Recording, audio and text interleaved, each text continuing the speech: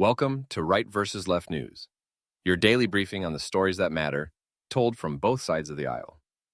I'm your AI host, Chris, and each day I bring you the most important political and cultural news with perspectives from conservative and progressive voices. No spin, no agenda, just the facts and the opinions that shape our national conversation. Let's dive in. Here's what we're covering today. A call for a sweeping new travel ban after a deadly attack in Washington, D.C., a competitive special election in Tennessee's 7th District, a Supreme Court case over donor privacy and subpoenas, a new report on retroactive corporate tax breaks, and a signal on who may be the next Fed chair. Before we jump into today's stories, a quick word from our sponsors. This episode is brought to you by Family GPT, the AI chat platform actually designed for kids. If your children are curious about ChatGPT, but you're worried about what they might see, Family GPT gives you full parental controls, content filtering, and the ability to align responses with your family's values, whether Christian, Muslim, Jewish, secular, and many more. Monitor every conversation, set usage limits, and let your kids explore AI safely. No ads, no data selling, complete privacy. Sign up free at familygpt.chat. Thanks to our sponsors for supporting Right versus Left News. Now, let's get to the headlines. First up, here's what happened. After meeting with President Trump, Homeland Security Secretary Kristi Noem said late Monday she's recommending a full travel ban from countries she claims are flooding our nation with killers, leeches, and entitlement junkies. The statement followed the fatal shooting of a National Guard member in D.C., allegedly by an Afghan national. The White House reposted Noem's message, and DHS is expected to announce details soon. The administration has been reviewing green card holders from 19 countries of concern, though no final list for a ban has been released. On the right, supporters call the move overdue and focused on national security, pointing to earlier restrictions that survived Supreme Court scrutiny. They argue tighter entry rules are justified after the D.C. attack. On the left, immigrant rights advocates and many progressives warn a broad, undefined ban would be discriminatory, legally vulnerable, and economically self-defeating. They say it would strain industries already facing labor shortages and punish refugees and families with no tie to crime or terrorism. Critics also stress the lack of specifics and the risk of overreach. Here's what happened. Voters in Tennessee's 7th Congressional District head to the polls today in a special election Republicans carried by more than 20 points in 2024. But both parties say this one looks closer. GOP nominee Matt Van Epps faces Democrat Aftine Bain, with national figures and funding pouring in. Turnout and the margin will be watched as a barometer ahead of the 2026 midterms.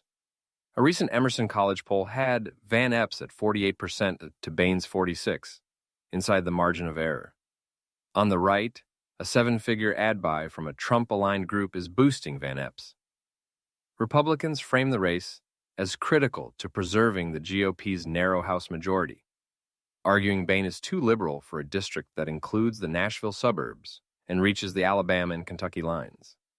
On the left, Democrats see an opening with energized younger and suburban voters, focusing on affordability and abortion rights, and pointing to strong early vote engagement.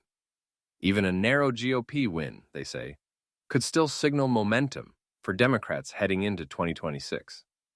Here's what happened. At the Supreme Court today, the justices hear First Choice Women's Resource Center's Platkin, a case testing whether a faith-based New Jersey crisis pregnancy nonprofit can challenge a state subpoena in federal court before being forced to comply in state court.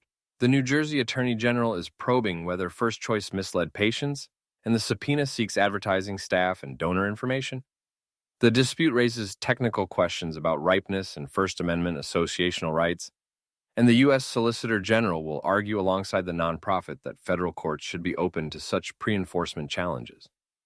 On the right, conservative legal groups cast the case as a crucial defense of free speech and donor privacy, arguing that aggressive subpoenas chill pro-life advocacy and that nonprofits shouldn't have to risk contempt to assert constitutional rights. On the left, Blue state attorneys general say they need tools to investigate deceptive practices and protect consumers.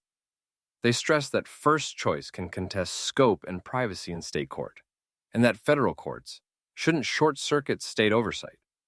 Abortion rights advocates see the case as part of a broader fight over regulating crisis pregnancy centers post-Roe. We'll be right back with more of today's news after this brief message. This episode is brought to you by Family GPT, the AI chat platform actually designed for kids. If your children are curious about ChatGPT, but you're worried about what they might see, Family GPT gives you full parental controls, content filtering, and the ability to align responses with your family's values. Whether Christian, Muslim, Jewish, secular, and many more. Monitor every conversation, set usage limits, and let your kids explore AI safely. No ads, no data selling, complete privacy. Sign up free at familygpt.chat. Thanks again to our sponsors. Now back to the news. Here's what happened.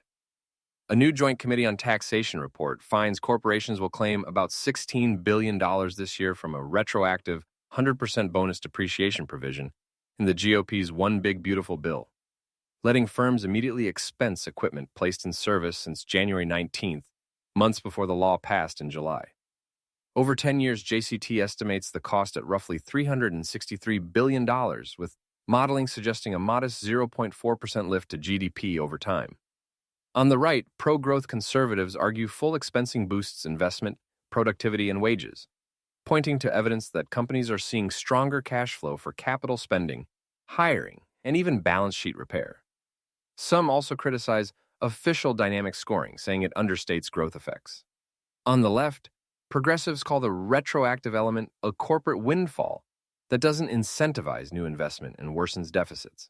They note that much of the benefit flows to the largest firms and could finance buybacks rather than factories. And they point to the sizable revenue cost relative to uncertain job gains. Here's what happened. President Trump says he's decided whom to nominate as the next Federal Reserve Chair to replace Jerome Powell when his term expires in May, without naming the pick. National Economic Council Director Kevin Hassett is widely seen as the frontrunner. Markets are already handicapping the choice as the Fed heads into a December meeting where some expect a rate cut. On the right, many conservatives favor a nominee who will cut rates faster, curb what they see as Fed mission creep, and be more growth-oriented. Hassett has said he'd accept the job and supports lower rates, arguing the economy could handle easier policy. Supporters say a confident pro-growth chair could stabilize markets after a long shutdown year. On the left, progressives and some centrists worry about politicizing the central bank and undermining its independence. They argue a chair seen as close to the White House could face pressure to cut too aggressively and warn that monetary policy might tilt toward near-term politics rather than inflation and employment data. In short, Noam's call for a sweeping travel ban reignites a clash over security and discrimination. Tennessee's special election offers a preview of turnout trends. The Supreme Court weighs donor privacy against state oversight. A retroactive tax break sparks a fight over corporate windfalls. And a looming Fed pick keeps markets on edge heading into the December decision. That's it for today's episode of Right versus Left News. Remember, understanding both sides isn't about picking a team. It's about being informed. Subscribe wherever you get your podcasts, and join us tomorrow for another balanced look at the day's biggest stories. Until next time, stay curious and stay informed.